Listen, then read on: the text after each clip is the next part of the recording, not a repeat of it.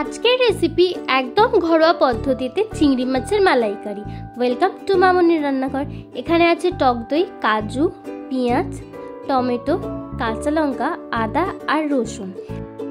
এবারে চিংড়ি মাছের মালাইকারির জন্য নারকেলের দুধটাকে রেডি করে নিচ্ছি। সসপ্যানে জল দিয়ে কুড়ে রাখা নারকেলগুলোকে বেশ কিছুক্ষণ ফুটিয়ে নেব। 10 মিনিট মতো ফুটিয়ে নিচ্ছি। নারকেলের দুধ একদম রেডি হয়ে গেছে। এবারে একটা ছাঁকনিতে দুধটাকে আমরা ছেঁকে নিচ্ছি। এইভাবে নারকেলটাকে চিপে চিপে দুধটাকে বার করে নিলাম। চিংড়ি মাছের মালাইকারির জন্য এখানে আমরা নিয়ে নিয়েছি চিংড়ি মাছ। আর চিংড়ি মাছগুলোকে ভালো করে ধুয়ে পরিষ্কার করে নিয়েছি। পরিষ্কার করার সময় চিংড়ি মাছের ভেতরে থাকায় কালো সুতোর মতো অংশটাকেও বাদ দিয়ে নিয়েছিলাম, কিন্তু লেজা আর মাথাটাকে রেখে দিয়েছিলাম যাতে মাছগুলো গুটিয়ে না যায় রান্নার সময়। এবারে নুন আর হলুদ দিয়ে ভালো করে মাখিয়ে চিংড়ি মাছগুলোকে 10 মিনিটের জন্য ম্যারিনেট করে রেখে দিচ্ছি। রিফাইন্ড অয়েল গরম করতে বসিয়ে দিয়েছিলাম। তেল গরম হয়ে গেলে এই ম্যারিনেট করে রাখা চিংড়ি মাছগুলোকে ভেজে নিচ্ছি।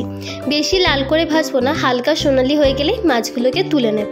আর ভাজার সময় গ্যাসের ফ্লেমটা আমি লো টু মিডিয়ামেই রেখেছিলাম। মাছগুলো এরকম সোনালি রং হয়ে যেতে কড়া থেকে তুলে নিচ্ছি।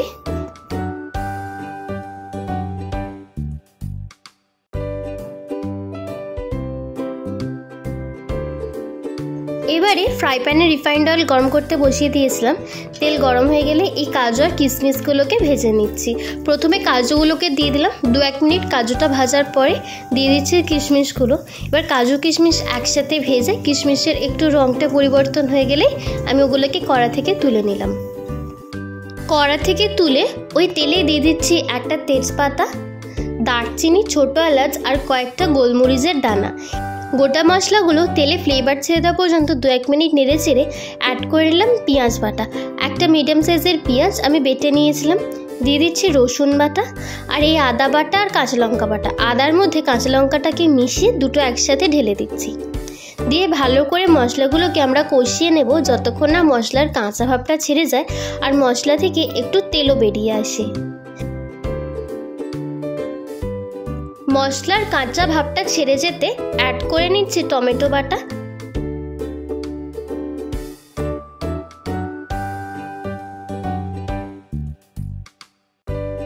এবারে অ্যাড করে দিচ্ছি কিছু গুঁড়ো মশলা। দিয়ে দিয়েছে কাশ্মীরি লঙ্কা গুঁড়ো, ধনে গুঁড়ো, স্বাদ মতো চিনি, দিয়ে দিলাম স্বাদ মতো নুন।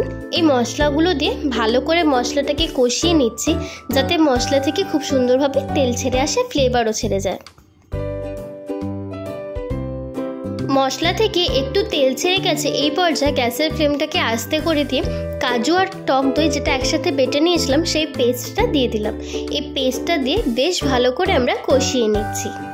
একটু কিছুক্ষণ কষানোর পরে ওই বাটিটা ধুয়ে সামান্য পরিমাণে জল দিয়ে দিলাম। জল দিয়ে আর একবার কষিয়ে নেব।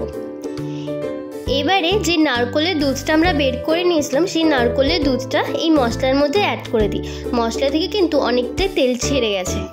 নারকেলের দুধটা অ্যাড করে দিই, ভালো করে মশলার সাথে মিশিয়ে আর একবার আমরা রান্না করে নিচ্ছি। খুব সুন্দর গ্রেভিটা ফুটতে শুরু করেছে। এই পর্যায়ে অ্যাড করে দিচ্ছি এই ভেজে রাখা চিংড়ি মাছগুলোকে। চিংড়ি মাছগুলো দিয়ে ভালো করে নেড়ে চেড়ে দিয়ে দিচ্ছি স্বাদ মতো নুন আর দিয়ে দিলাম স্বাদ মতো চিনি। চিনি আর নুন দিয়ে ভালো করে নেড়ে চেড়ে মিশিয়ে আর একবার ফুটিয়ে দিয়ে দিচ্ছি 1 চা চামচ পরিমাণে ঘি আর দিয়ে দেবো গরম মশলা। এই গরম মশলাটা কিন্তু হোমমেড গরম মশলা। আর 2খানা দিয়ে দিচ্ছি কাঁচা লঙ্কা, মধ্যখান থেকে চিড়ে নিয়েছিলাম। কাঁচা লঙ্কাটা আমি ফ্লেভারের জন্যই দিয়েছি। একটু নেড়ে চেড়ে আমরা অ্যাড করে দিলাম কাজু কিশমিশ ভাজাটা। সমস্ত কিছু দিয়ে ভালো করে চিংড়ি মাছের সাথে মিশিয়ে আর একবার চাপা দিয়ে রান্না করে নেব যাতে এই মশলার ফ্লেভারটা চিংড়ি মাছে খুব সুন্দরভাবে ঢুকে যায়। স্ট্যান্ডিং টাইমে চিংড়ি মাছটা আমরা দিয়ে দিয়েছিলাম। ঢাকনাটা খুলতেই খুব সুন্দর গন্ধ ছেড়েছে আর দারুণ তেলও কিন্তু ছেড়েছে। চিংড়ি মাছের মালাইকারি একদম রেডি হয়ে গেছে।